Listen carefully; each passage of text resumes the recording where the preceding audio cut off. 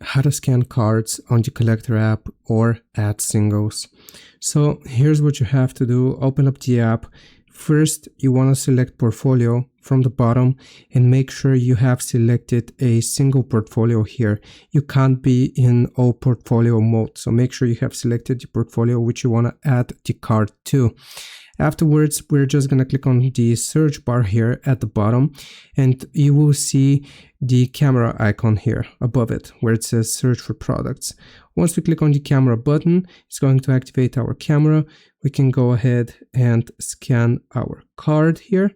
So I'm just going to scan the card and see if it manages to come up with a match. Okay, so it did. Now we're going to click on next, and you can add this card to your portfolio. And if you click on quantity here, you can change the quantity to multiples and just add it to your portfolio. And that's how you do it. Hope this video helps you out. Leave a like and sub. I'll see you next time.